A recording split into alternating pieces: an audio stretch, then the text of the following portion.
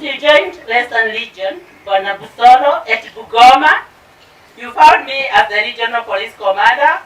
I remember actually welcoming you even to the forum of the regional team. And what I noticed from you is a dedicated officer, very dedicated, who works the region. Mr. BUSOLO is a hard-working officer, very trustworthy. What I noted when he worked in Bugoma, where he was supporting the Scout commander, Bwana Musyoki, they worked very hard and hand in hand. And they had a lot of issues, especially coming from Mount Elgon. But this gentleman worked with his Scout commander hand in hand very strongly, with a lot of dedication. And it is because of his hard work we were able to actually arrest some of those very unbecoming criminals within Mount Elgon. So, Bwana BUSOLO, it is a heckle from us.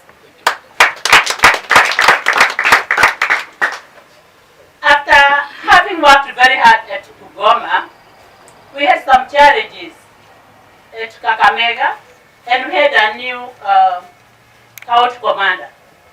And therefore, I decided to bring the giant who works hard to Kakamega to assist the new Scout commander. And that's what I did. I proposed to the DIG that we have BUSOLO around, and that's what happened. And BUSOLO, true to your words, you came and worked very, very hard. And somebody would not have noticed this BUSOLO is another BUSOLO, or is the same one who worked in Bugoma, because he actually took to himself again to work very hard, supporting the Scout commander Kakamega. They had issues then around Kakamega, Kakamega North, and other areas because of the hot spots which we had then. But they were able to work together with Kigen. And Kakamega actually crime reduced to minimum. Even as I start here, crime of Kakamega decreased drastically. We now have Bugoma with a high crime level than Kakamega. I don't know what you did. Now that Kakamega has crime which is low, and Bugoma it peaked. Up to now, even when I report at the regional level, I'm reporting Bugoma with higher crime rate than Kakamega. So, congratulations, Kigeni and BUSOLO.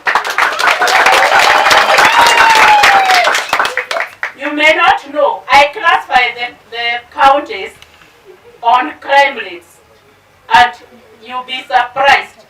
Kakamega is a big county with 13 sub-counties, but your crime rate has gone down even than Busia.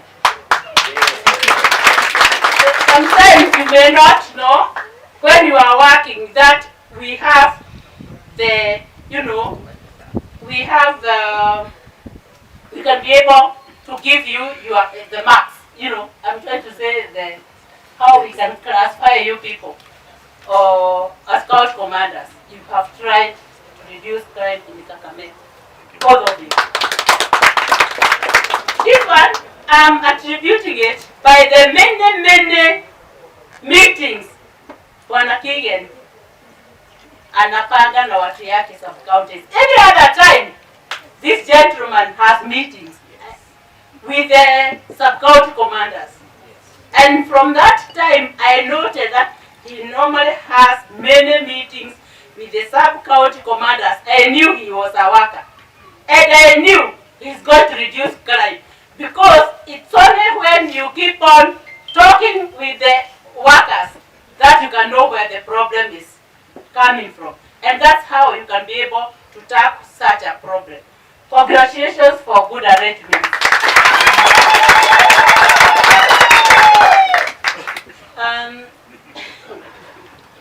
Bwana BUSOLO, I have noted personally that you are a person who can assist.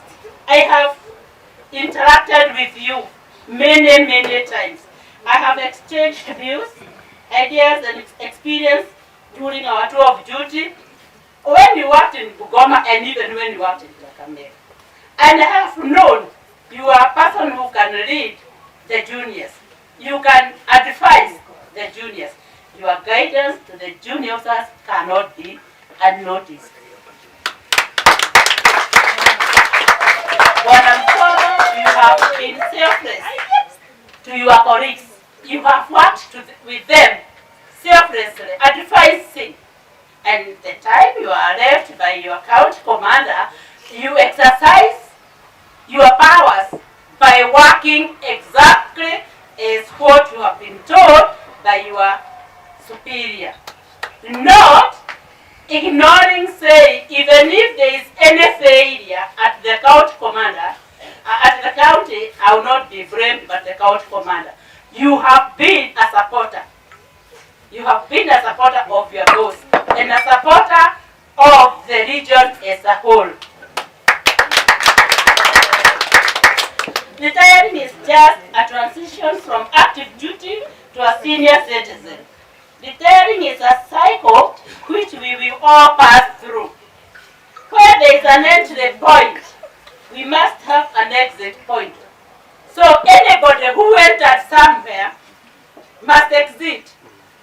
For ladies who have given birth to children, when you get, when you are, expectant, you will one day give birth, isn't it? Yes. Therefore, when you joined this National Police Service, you knew one day you will exit. What you have done, you have just alighted, others are coming behind you.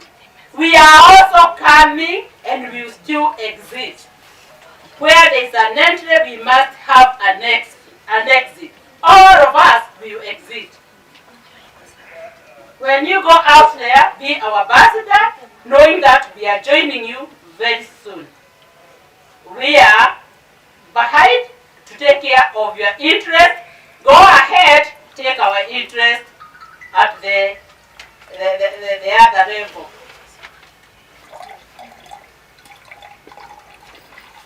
We also thank God for enabling you to reach the finish line strong and energetic when serving your country. And don't forget that we will still be connected socially through phone networks. We will continue to consult through the phones, and don't hesitate to give your colleagues any support, any advice they may request through the phone, even when you are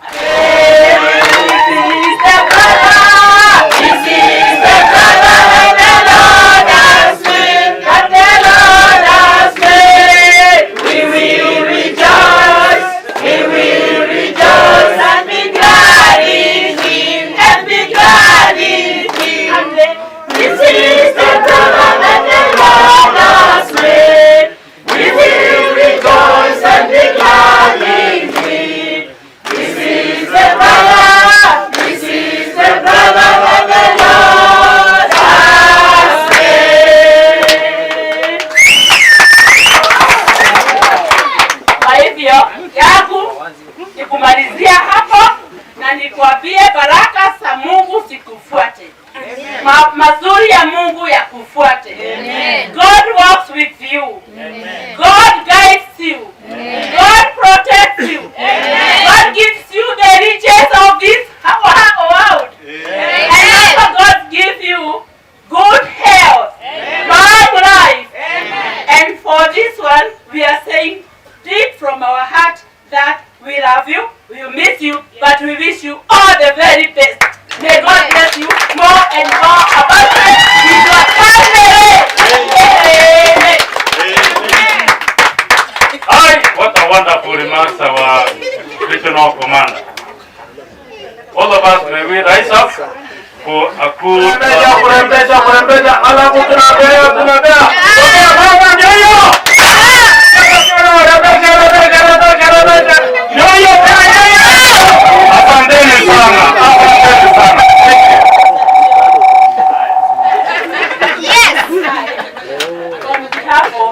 I want to say Jambo and to tell you that it's a friend.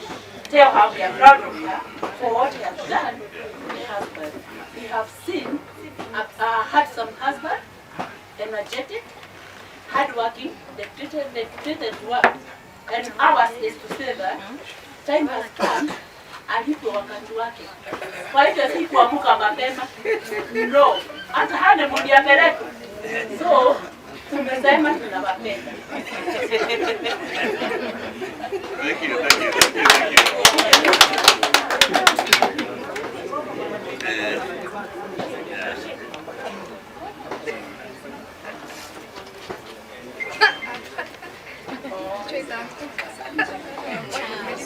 Okay, Chief.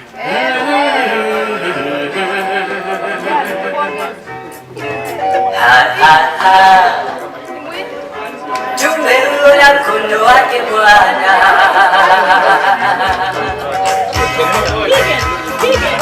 Vizuri tumeyaona, Mungu umetenda, itajwe kuweza.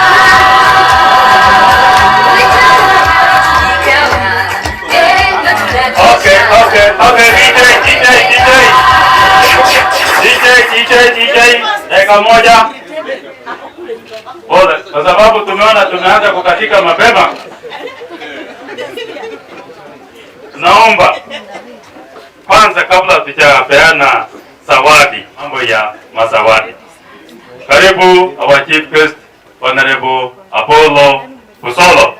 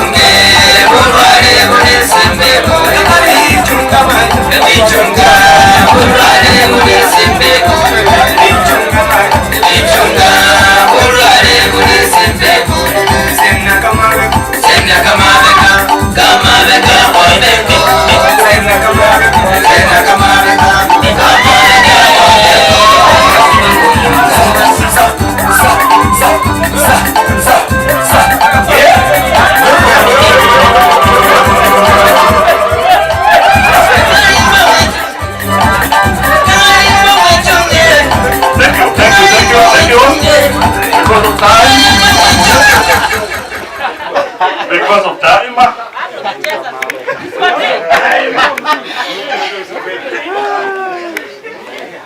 Now.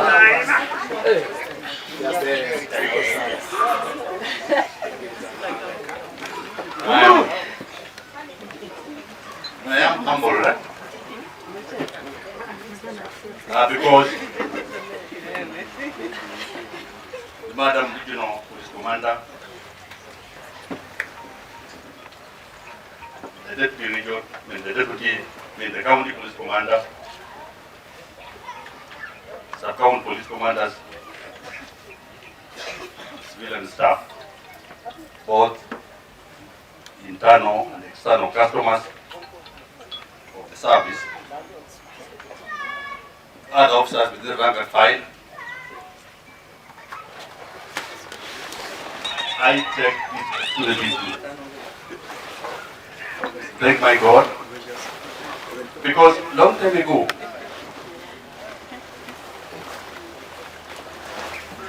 when I was only 23 years old, I joined police service. From the time I joined the police service, I have now served for 37 years.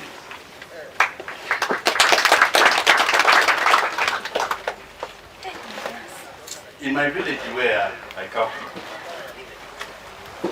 the people had different feelings about police work. There are families who thought the police had no police. But right now, as will be confirmed by my friend here, who is a principal and my former classmate, and my buddy, when the SEC should be Bumula. Yes, possibly they have visited my home. And my children, the granddaughters, present. Before I go into details, good evening. Good evening. Good evening once more. Good evening. Asante.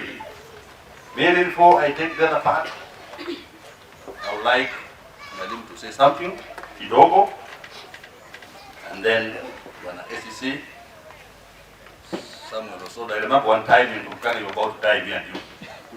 We were going to Uganda. Those are the challenges. You have to speak a word, my son, a message from your mom, who is well, and your elder brothers, in the shortest time possible, and then I finish it off. Thank you, Madam. Thank you, Bwana Guest Bwana, the Regional Commander, and the rest. The way I told you, my name is Mr. Chiteri Omwaka. Mimi ni mwalimu mkuu wa shule ya mseto ya Nangina, almaarufu Nangina Mixed. Huyu baba yangu ndiye alikuwa mkubwa na babake akawa anamfuata. Sasa mimi babangu alikuwa pia afande, lakini kwa prisons. Mimi nilizaliwa Kamiti 57 years ago. I was born in Kamiti around 57 years and 2 months ago. But we went to school with my brother here. Hii kazi mnaona anafanya ya kudeputize alianzia kwa primary. Yeye alikuwa head boy wetu. Na akiingia shuleni na umechelewa unapata kiboko wapi? Kwa gate. Hata mwalimu mwenye yuko duty akichelewa wanajua tu shule iko sawa sawa. Ladies and gentlemen, let us nurture the talent in our children. Because if he was not nurtured, he would not be where he is now.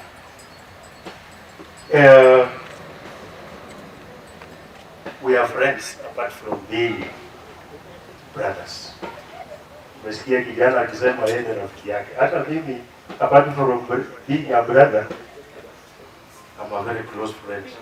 Hata gari yangu ikiwa na shida ananipatia yake. Kuna wakati gari likataa kupiga start, nikampigia simu akafika akasema mwalimu aende na hii. Because you have a board meeting utachelewa. Lakini akasema acha niangalie kidogo, kuangalia kaona it was a very simple thing. Ati plug nini hii kitu terminal ati imetoka na mimi sijui imelegea. Now, I want to congratulate you. It is very rare. Okay, it is common, but hard. Some people fall by the way or are sacked even. I want to congratulate my brother for having worked diligently up to this point. I have many relatives, even this one, ni mtoto wa my sister. Huyu ni mpwa wangu. Singira hapo ndo, huyu hapo.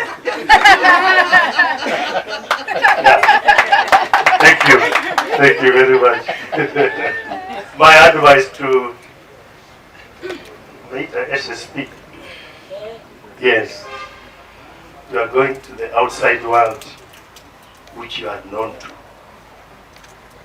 Huyu huwa anakuja nyumbani mara kwa mara, sasa si mgeni huko. But you see, when we come to such a function, we educate everybody, including ourselves. Please, when you have time, go home. Go home and mix with the villagers. Participate in projects. Kwa sababu ukikaa tu ati siku ya kuenda ndio unaenda, will be like somebody faced with a scenario we call the Masada complex. The fear of the unknown. Yaani wewe unasema sasa hawa watu nilikuwa sikai nao, wataniambiaje ama watanichukuaje? But if you have been coming the way you have been doing, that is very good. Get yourself busy. This man has invested heavily. Mkimwona akicheza hapa wimbo msifikirie ati huyu jamaa na mali na tena hataki kujionyesha. Amejenga vitu, rentals nini, and that is it. Don't retire, ndio unatumia pesa kujenga some rooms. So hiyo pesa ikiisha. Another thing, wamama wenye wako hapa mnisamehe ukisema bye. Lakini nyinyi ni wazuri, wenye wanafanya hivi hawako hapa. Sometimes, ladies and gentlemen, when we retire and we don't have some cash flow, what will some mamas do? Not those who are here are very good. The way I'm looking at them, they will now take the children.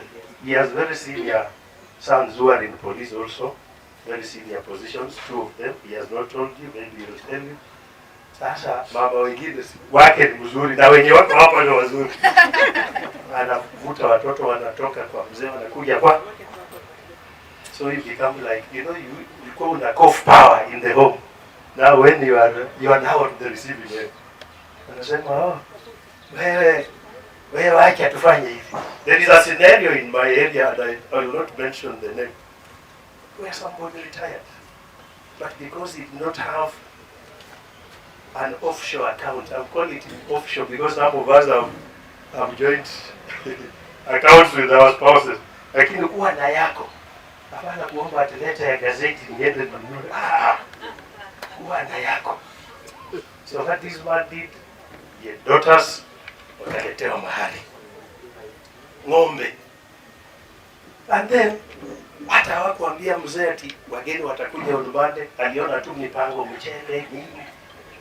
Akasema na mnafanya ugeni gani? Si unajua husband ya fulani atakuja. Na kwa nini amboniambia wewe huwa unatoa nini? You can see that scenario. So ng'ombe zikakuja, mzee akaenda tu akaattend, akaonyesha furaha kutaka kuwash that linen in public. Then after some time the money that came, the mother pia na hawa wakachukua. Wakampatia 1,000 out of karibu 50.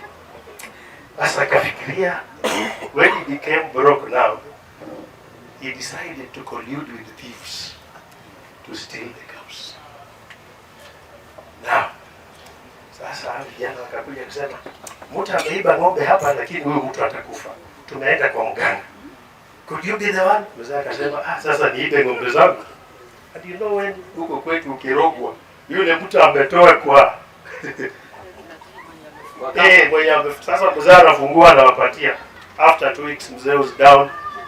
But when he was about to die, akamwambia, mimi nilihusika ndio, lakini nilitaka mkae na hiyo mali yenu, lakini wacha tu mimi nikufe. Hata msirudi kwa huyo mtu ate atoe hiyo. So gentlemen who are here, when you retire, even if you say you will be buying a newspaper and sit under a tree, you read every dot. Get some business, go there. Hata kama inakuletea shilingi 5, piga story huko. Unajua mama tena ukaa karibu, makosa ingine inaingia ndogo ndogo. Sasa wewe, haujafanya hii kwa nini? So let us do that. Now, give back to the society. The SSP has retired. Society inakumulika. Somebody advised you very well. You near the church. But again, don't indulge very much because every month anapay 100,000. Hiyo pesa ikiisha tena utarudi. But you know when you give to God, inarudi. But you give as you look at other areas. Because God knows even the other things you are doing, supporting. Somebody has talked about peace. It is good to be at peace with our families. When we are on job and when we are out of job. Because if you are not at peace at one of the two scenarios, then you have a problem. You will die prematurely because of your stress. Let us have our spouses, let us give them respect as they also give us. Yeye huwa anafanya hivyo. In fact, Madam Waiko tu hapa because she's unwell. When you come home for the homecoming, you will see her in true colors. Bwana BUSOLO does not interfere with the police in Butere. And in meetings he tells us, wewe ukipatikana wenye wanakunywa chang'aa, don't call me. There was somebody who called you when you were at Igembe. That nimeshikwa hapa kwa chang'aa. Kaambia carry your own cross. I cannot defend somebody. It's not like another senior policeman who retired there. I don't want to mention the name, who used to harass the way one of the commanders walisema. Nilikuwa naenda kwa polisi, mnajua mimi nilikuwa nani? Kwa na command sijui nini, toeni hawa mara moja, hawa nipige simu kwa Kilonzo. By then Kilonzo was the one. Yeah, huyo hafanyi hivyo. Hata wa polisi wengine wanashtukia tu, ndio wanapiga salute, wanasema asante. Kwa hivyo my brother, as you come, as I wind up, let us continue the way you have been. You have been very good to us. He has been giving back to the society. Ladies and gentlemen, when you give back to the society, hata watoto wako, Mungu anawabariki. When there is something to help, help. When there is a very poor boy who has missed fees, si hata unasema tutalipa mwaka yote, unatoa hata 10,000 ama 5,000, unasema mzazi anzia hapo. Kwa sababu ukisema unalipa yote, sasa watasema endeni kwa fulani, yeye huwa analipa kila kitu. Ambia you must also look for money.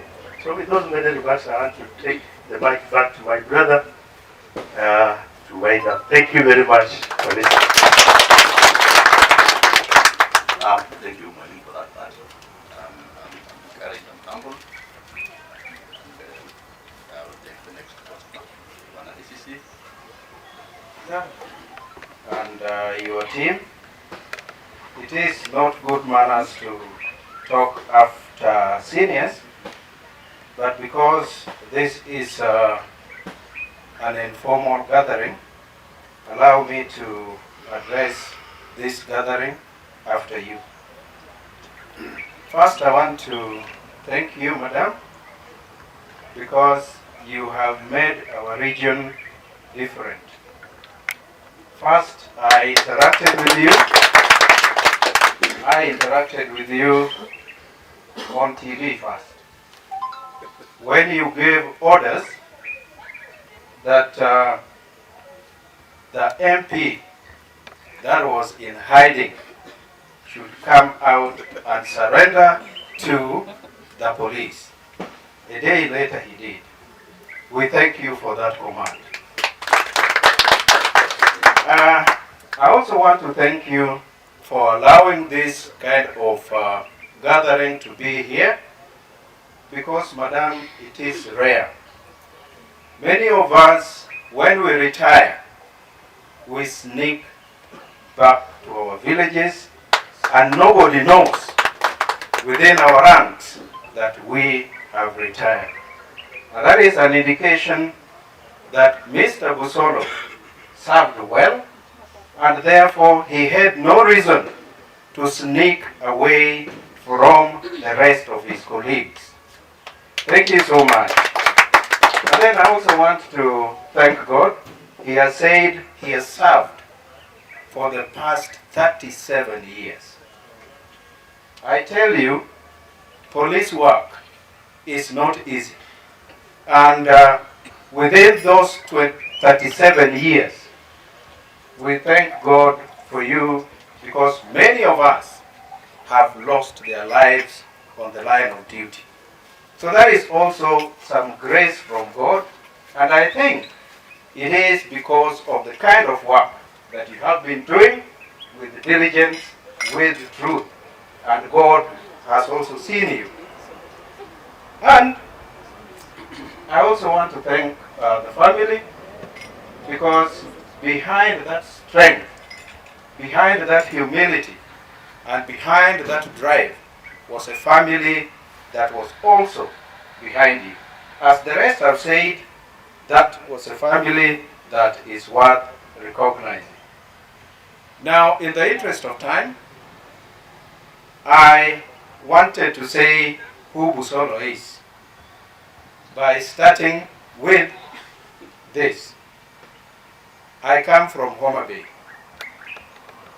I live in Kisumu. I work in Bungoma. So that should tell you something about BUSOLO. He comes from here. But there is someone from Homa Bay, someone from Kisumu, and someone working in Bungoma. But a friend to BUSOLO. So you can see the type of officer that we are giving a hand to go and do other duties. Now, secondly, madam, allow me to say that this gentleman is a leader, and I will be giving his traits through short stories to this gathering of colleagues. I have said he is a leader.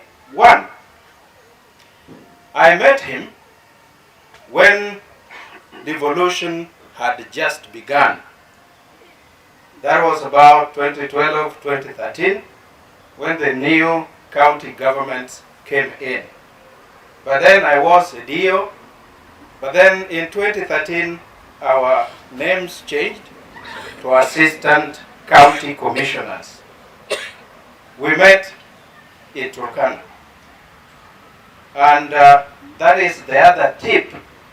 The other tip that is between Uganda, South Sudan, and Kenya.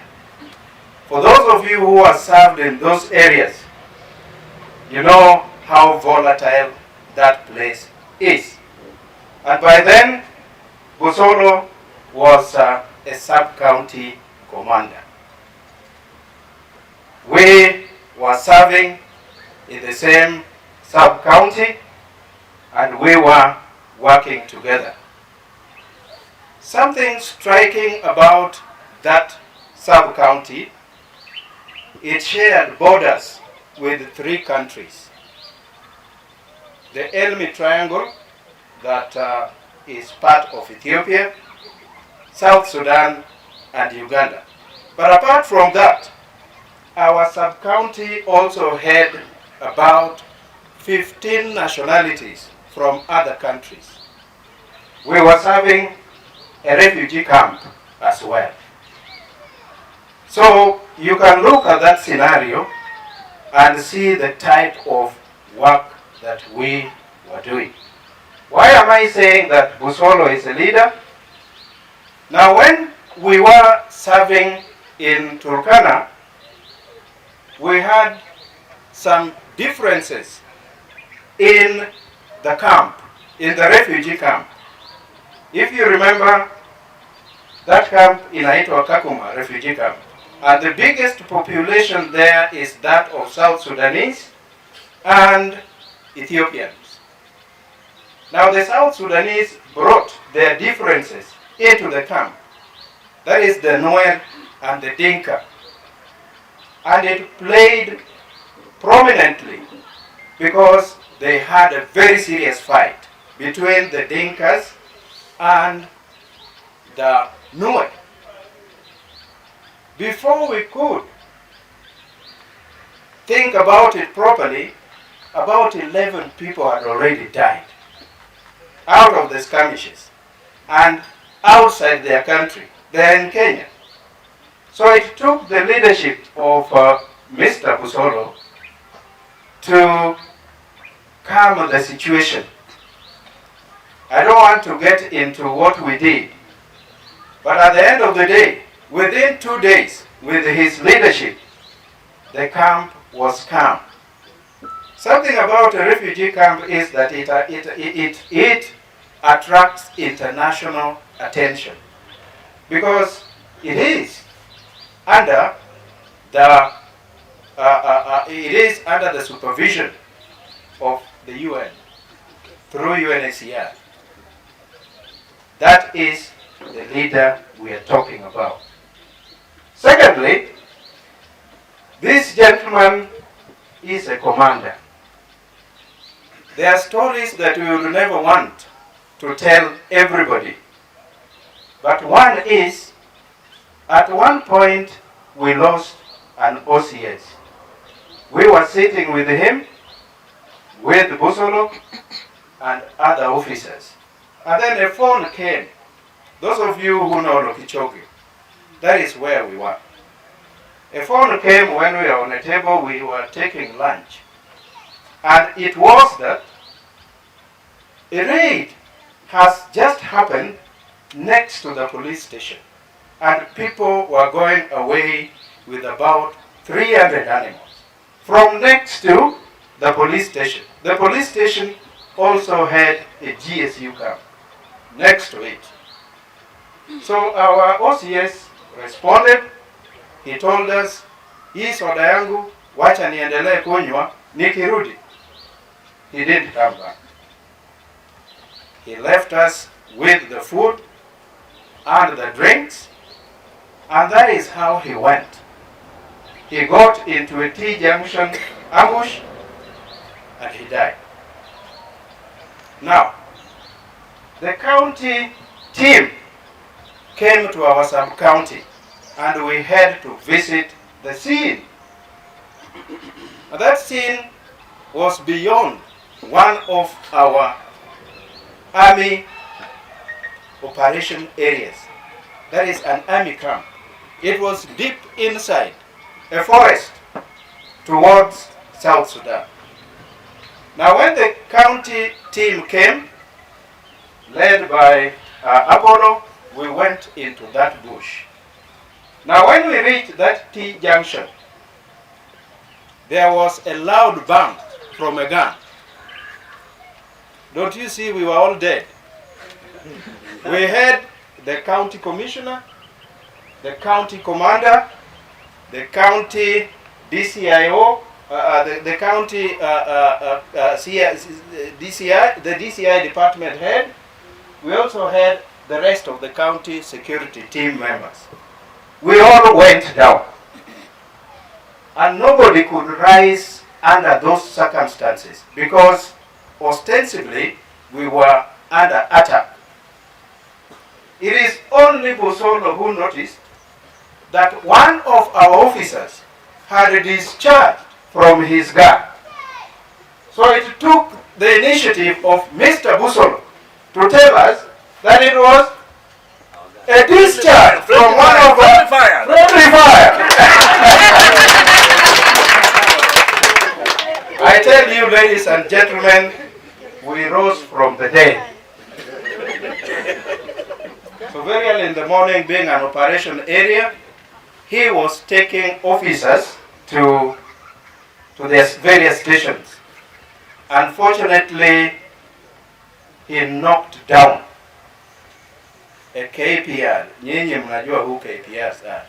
They are called NPRs now, the National Police Reservists. They were there in plenty.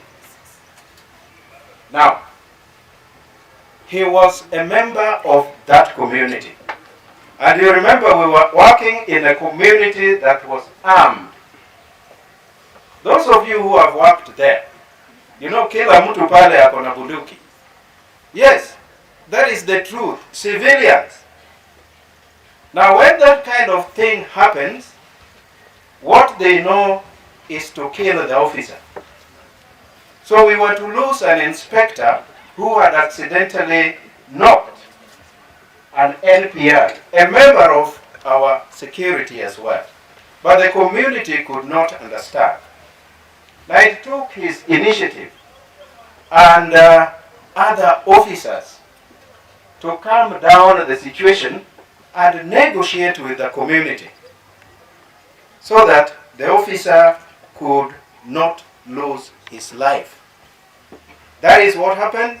We accepted to pay some ransom, but in our clever mind, we also had to transfer the officer because he was a target of killing by the community.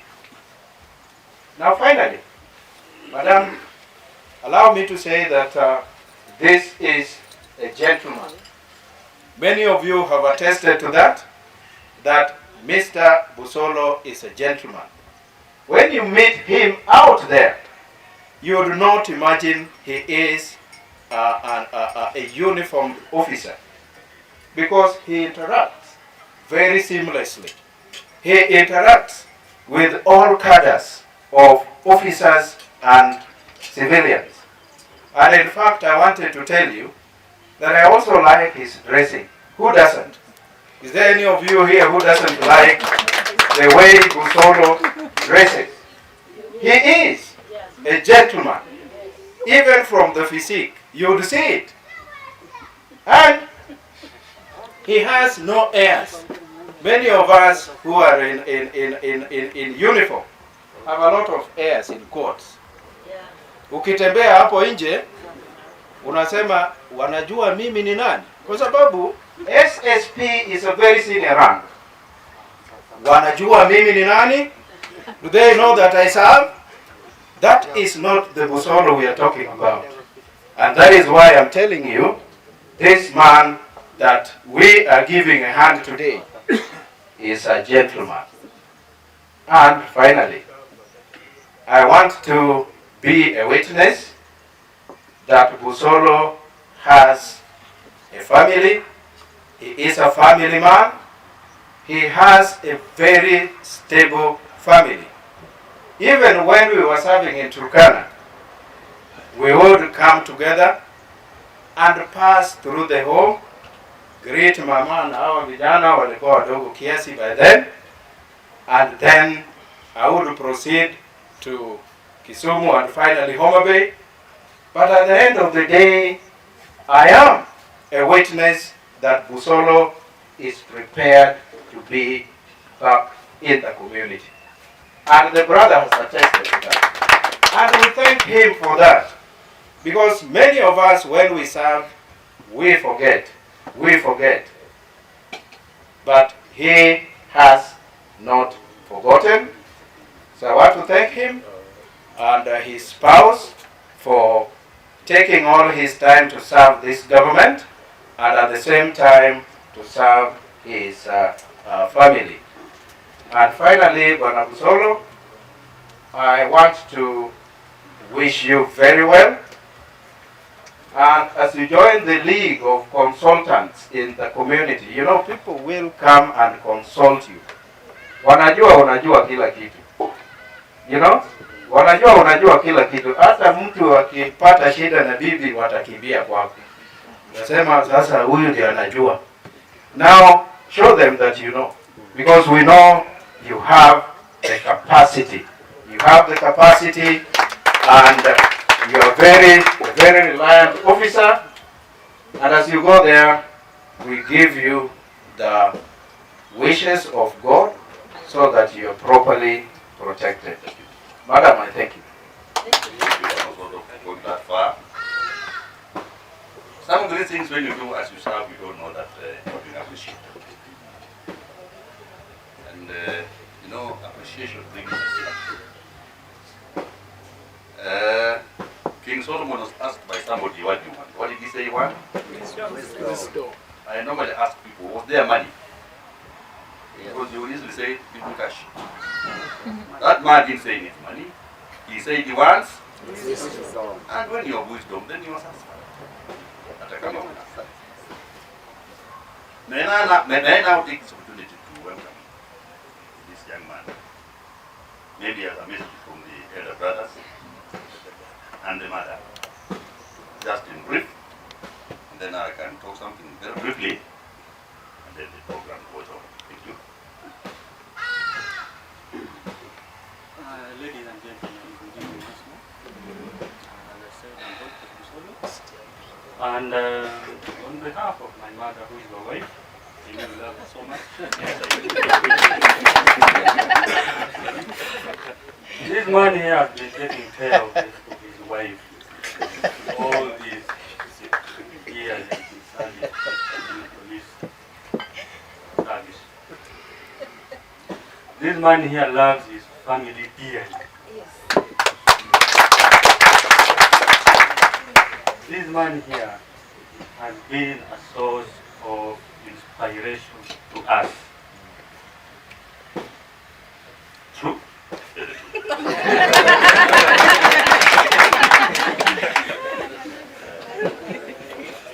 On behalf of my mother,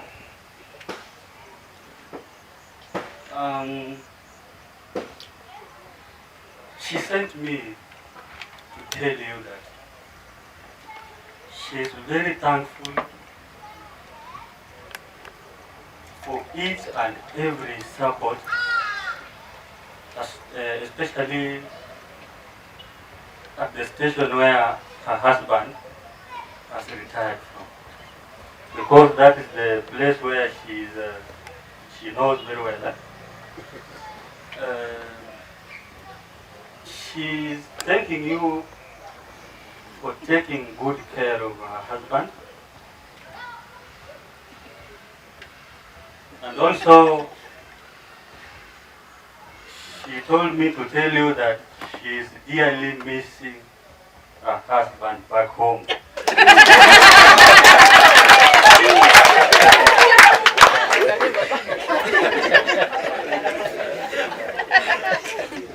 So kindly, leaders and his colleagues, kindly release this man back to her wife, to his wife.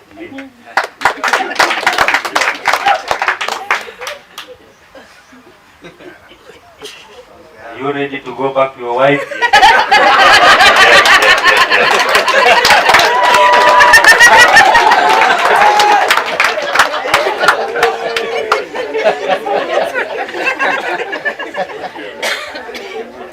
You know how much she misses you. Every time she calls you, sorry, I'm in a meeting, I'll call back. Kindly create some humble time with your wife, with your family, and all shall be well. On behalf of my brothers, my sister, we need this man back at home. He has delivered what he was supposed to deliver to the public. It is our time, whether you like it or not. It is our time. The same wisdom you have been applying, kindly come and apply to us.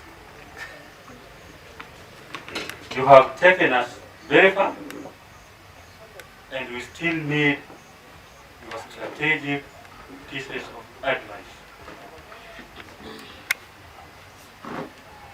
Finally, I want to thank God for creating such a day, because this is the day I've been anxiously waiting to see my father coming back home so that we can discuss various issues concerning the community, so on. Fine.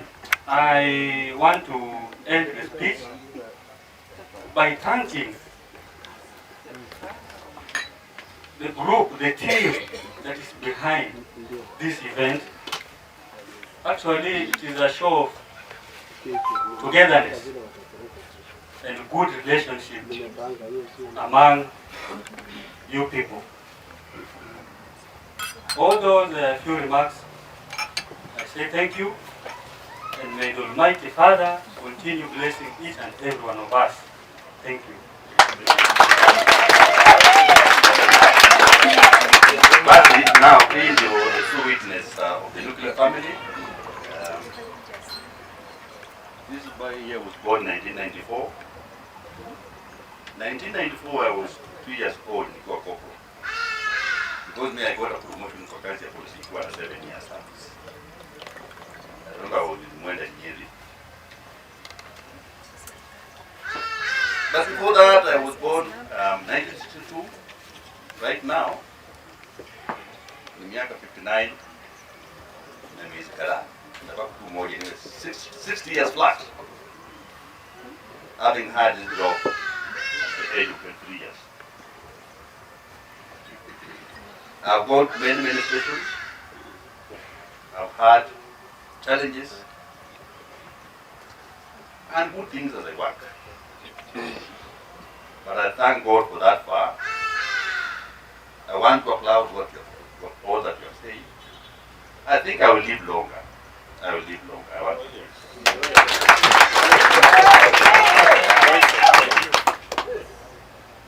I will live longer because when I was born, I'm the fifth one. I was the fifth one in a family of 9. Wow. And the other 4, I don't see any one of them. I was the fifth one who survived. Amen. So my mother was very happy. I remember after CPE, my father wanted me to be a mechanic, a bicycle repairer. And that's the first time I saw my mother very unhappy with my dad. Oh no!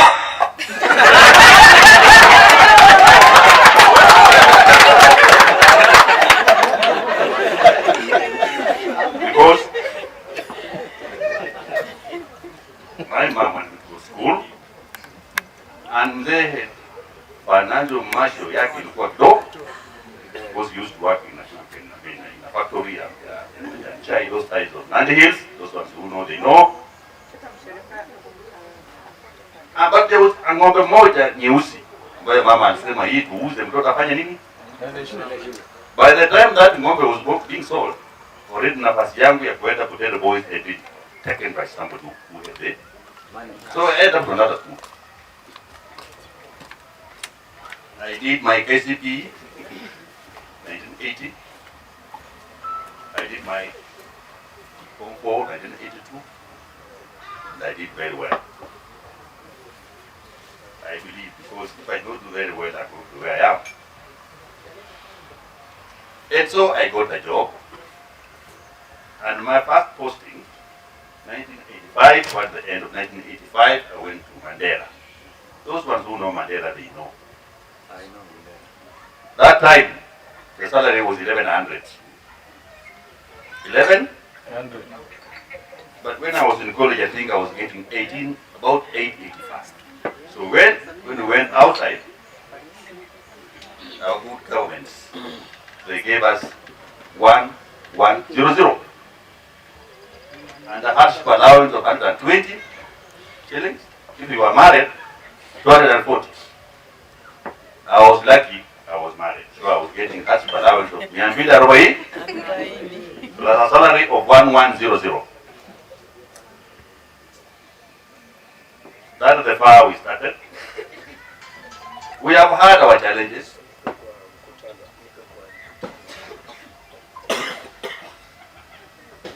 After some time there, I was transferred to Nyeri. The longest time so far in my tour of service was Nyeri, because I was Nyeri for 10 years. But the good thing is that that's where I got my first job. Na Kobelo alikuwa mtu mkubwa sana. Sijui kama sasa hivi bado mtu anaitwa Kobelo. The senior performers in the government, they do a good job. Kwa hiyo wanasema apewe nini? Kobelo. Kizia apewe nini? Kobelo. So you can see naitwa Kobelo hiyo. I was a Kobelo for 10 years. I did most of my things when I was a Kobelo. I left Nyeri with the challenges. I went to Kisumu. I served Kisumu some time. Then I went to Kisii. I served in Kisii for some time. In Kisii, I went to Kisii during a time of clashes between the Kisiis and the Maasais. Trouble. That's what made me Kisumu, that place. After getting my sergeant, I said, my sergeant, I don't have it. And come back huko. I did my work. Na sikukaa sana bila kupata senior.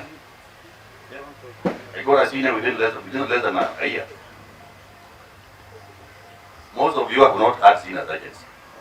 Mnapataka tu mnataka direct. Me, and I went all these ranks step by step, step by step, step by step.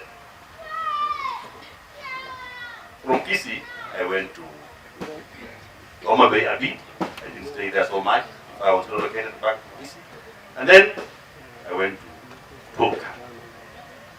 In Turkana is where I met BUSOLO, with all challenges as enumerated.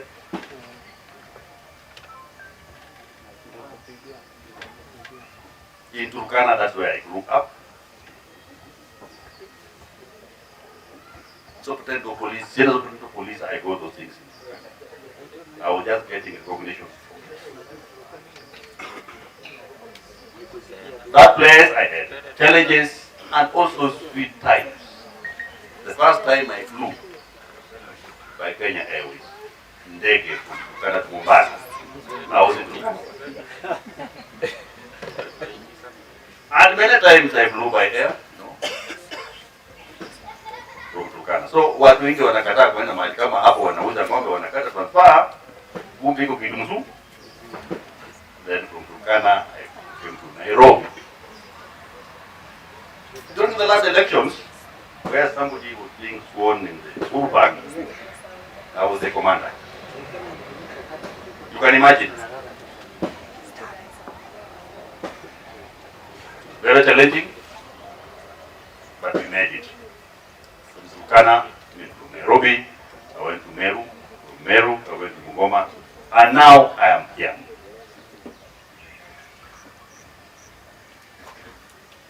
How am I prepared for my retirement? Colleagues, senior commanders, I am psychologically prepared. And psychologically, I'm prepared to go back to the village where I left when I was a young man, only 23 years old.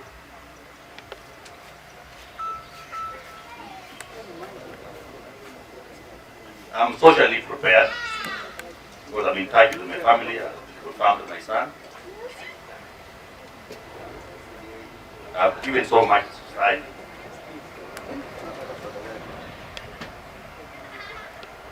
Financially, I can't not talk anything about finances because we struggle so much to get money.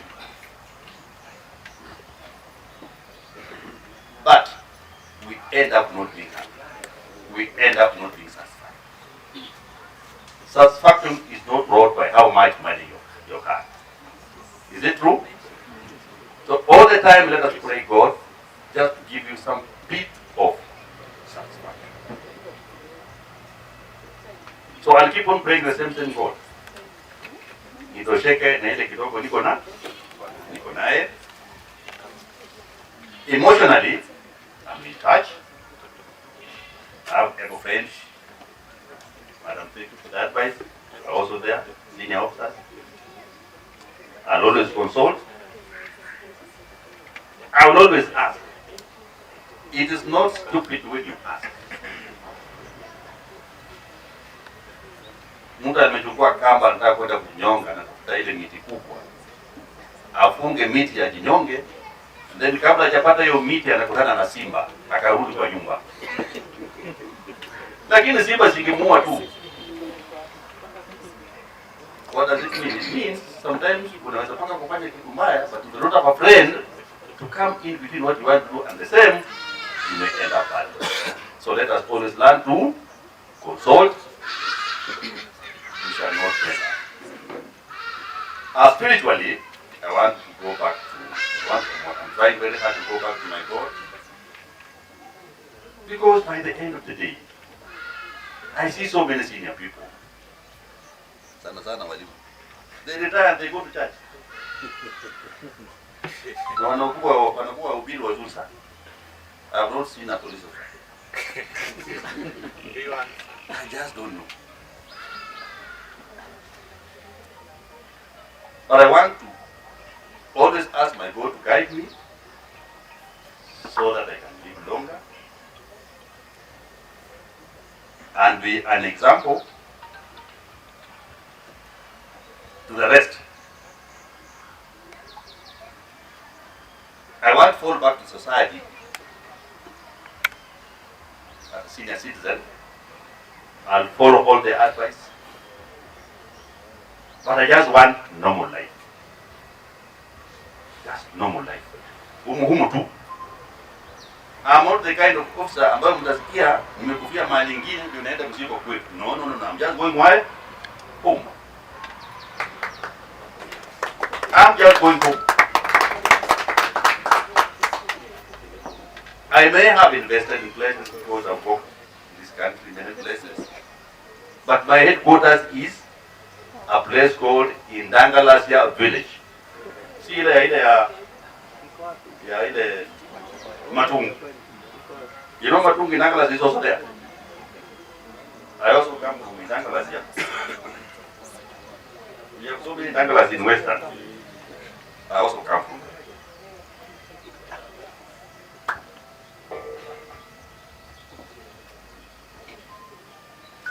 So to all of you, because each one of us has a commander.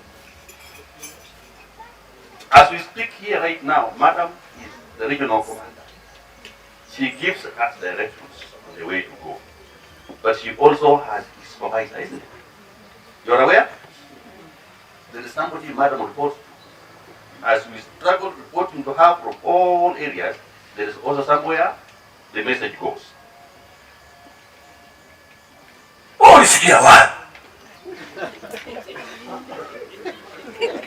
And therefore, Madam, I want to thank you sincerely because of your leadership style.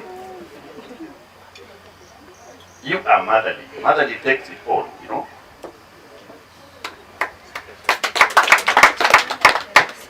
Madam listens carefully and she gets it right and she will assist you. If you are just very honest with yourself and you go to Madam Skiza, I will miss that. That leadership is shared. You don't have it all. Sir Kigen, you have engaged me seriously. I have been your principal deputy. I was asking some Musyoki in Goma, am I doing well? He told me, you are beyond reproach, and I was better. He was not cheating me. So, on self-appraisal, I know I'm able. Yeah. Kigen has engaged me seriously, and I will never let it down. If I have, just forgive me.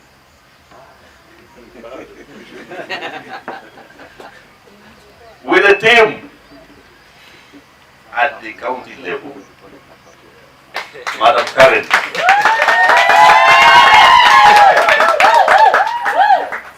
Madam Clara, Wanamwita and Jue. Wonderful officers, you know. Somebody cannot be bad forever, you know, we change, madam. Tunarekebisha na pendo. Hata mtoto ukichapa hapana fungua mlango atatoroka. Funga kwanza ila aendelee tu kwa rooms. Atakurudia tu. Ukifungua atatoka na aende, kumtafuta itakuwa ngumu. And I wish you get me right. And once more therefore, to all of you, there is normally the PhD I talk about. The PhD in performance, leave alone the PhD in education. The PhD in performance and the performance that is result-oriented I talk about is one, P stands for patience, very key. If you want to go, be patient. The H that is written small h in the academic PhD is hard work. And then lastly is discipline. So adapt that one. Be patient, work very hard, and then be disciplined. As an officer, you go very far.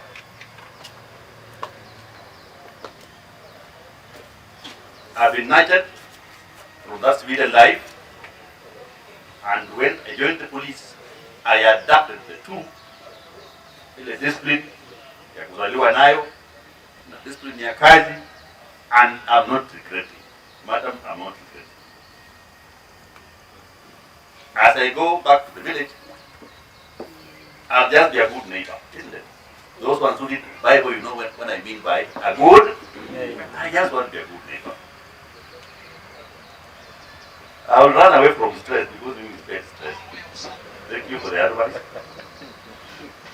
And what I can, I will. What I will not, I will not. You know. But I know I've been getting seriously, you know that better. So, I'm humbled this day. The day that has been called honorable. The day that has been called guest of honor. You know, it's not easy. And you have your senior people here, want to meet a guest of honor, you know, you can forget. I will tell your mama. I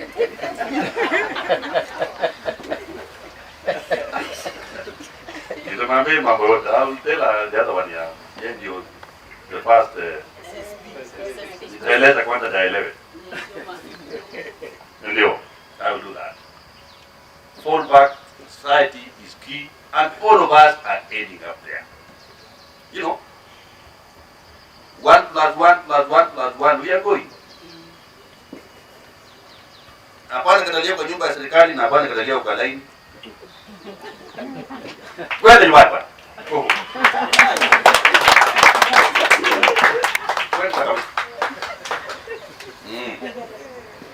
Ujulikane wapi? Uko. Madam, we just do the facts. Thank you so much. Tell your elder brothers I've done my best.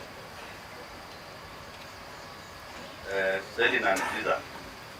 Tell your daughter I've done I've done my best. To everybody, thank you. I have done my best. Asante.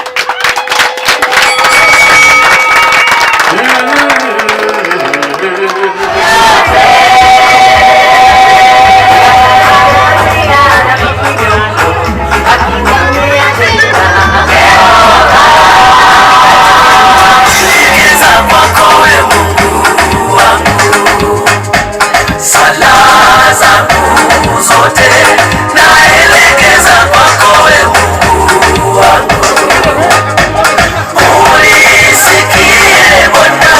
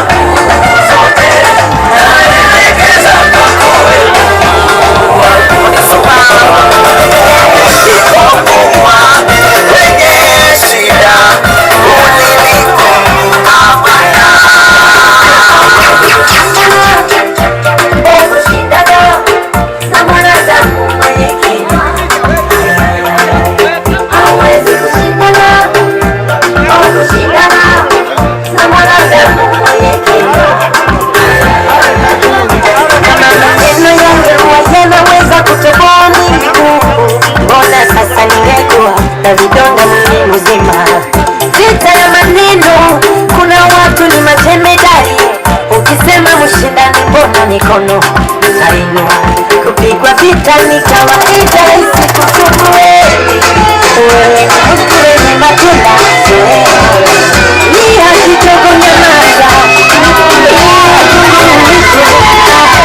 endelea na wakupita basi hata when you stay, I stay. When you know I know, I will follow you. When you go, I go. When you stay, I stay. When you know I know, I will follow you. Si lazima nijue unachoniwazia mie, si lazima nijue njia zako hakika, mambo yako sambamba, mipango yako sawa sawa, njia zako hakika, mambo yako sambamba, mipango yako sawa.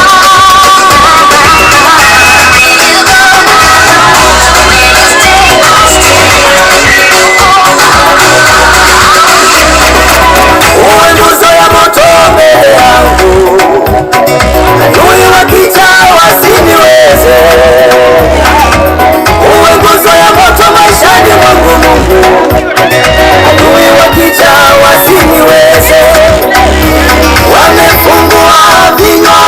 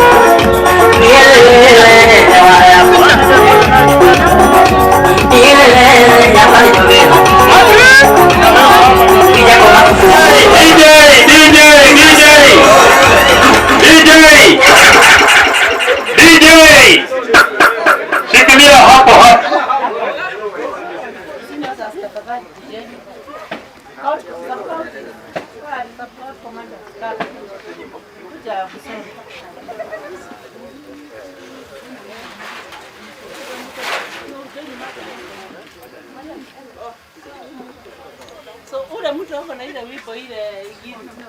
Ile naona Mara mtatu minimale hata tusu wa flow wetu ile national. Unapa ndio ya mbaya sana. Ndio bana refu. Wanini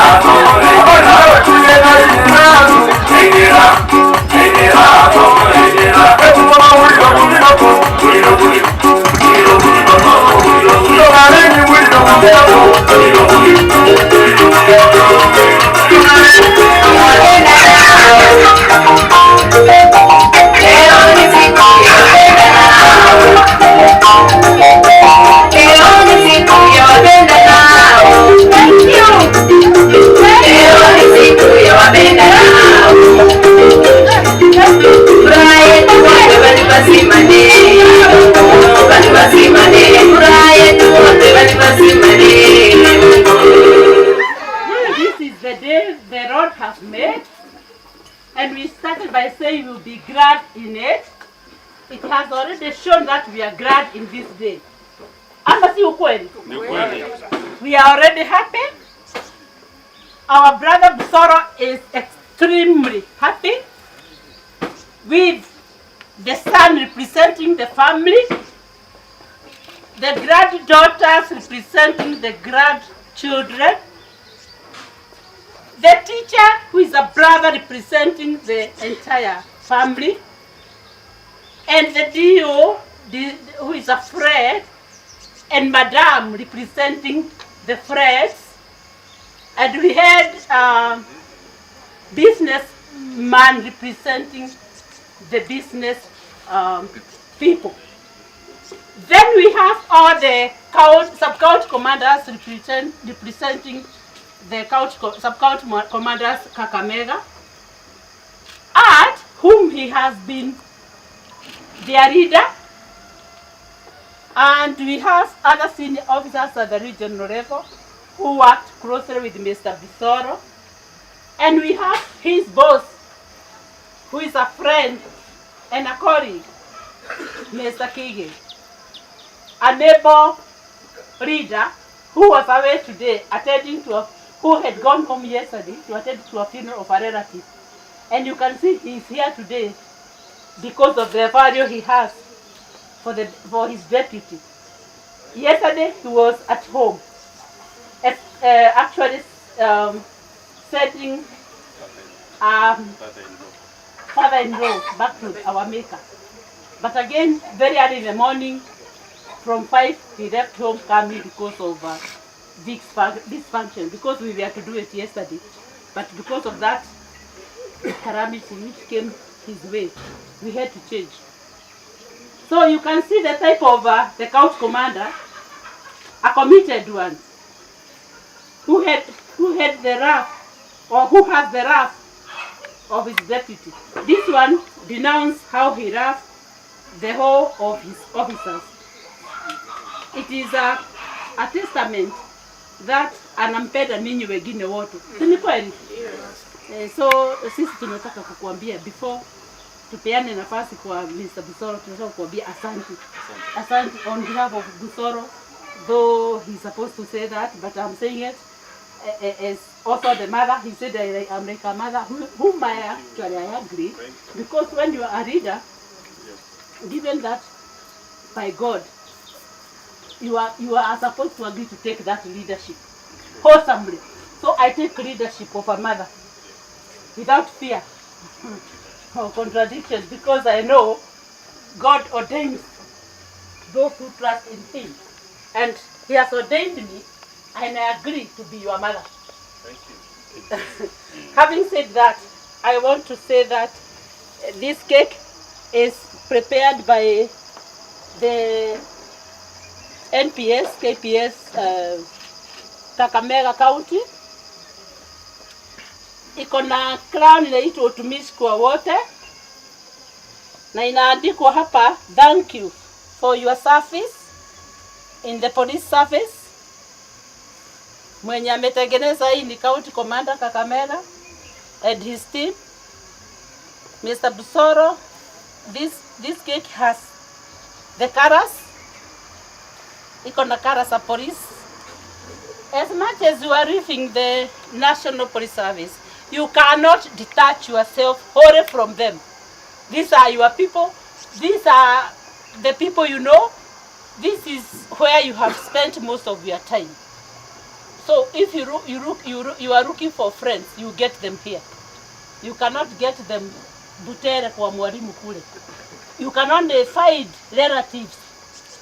At Butere you get relatives. Hear me, you get relatives at Butere, but friends are here! Yes! Friends are here! Yes. They are here, surrounding you. So, having said that, I want to ask Mr. BUSOLO to come this way. And hii cake ni chakula. It has a meaning. A cake has a meaning. A cake actually is normally cut even when we have weddings. It is the ready-made food which you can give to very many people. And it means a lot. Cake is love. It has been prepared with eggs, milk, and even maybe sugar.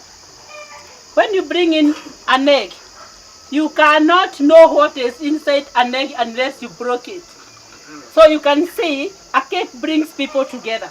That's why you see even when there is some wedding, a cake is the last thing which is done. They will serve a cake to make sure that these people are one.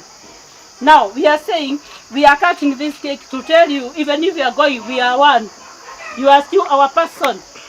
You are still our friend. You are still our colleague.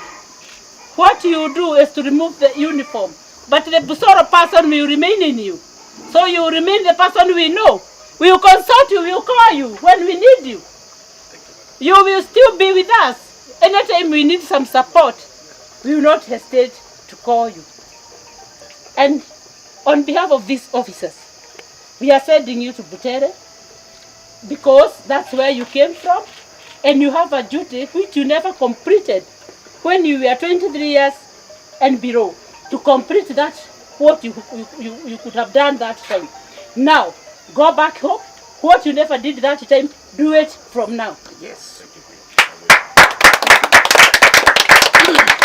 The very big thing you did is that you brought some people resembling you. We thank you for that. Now, go and work for them. And we are very grateful. You have very beautiful family, a friend, a young man who is showing the love he has for a father. The way he's talking to you is a testament to all of us that you have a lovely family. We can only say, God bless you and your family immensely. Amen. We can as well say, the grace of God which is sufficient to follow you all the days of your life. And we are saying, Isaiah 41, verse 10 is your fast. Amen. Jeremiah 29:11 is your fast. Amen. That the plans he has for you, says the Lord, plans for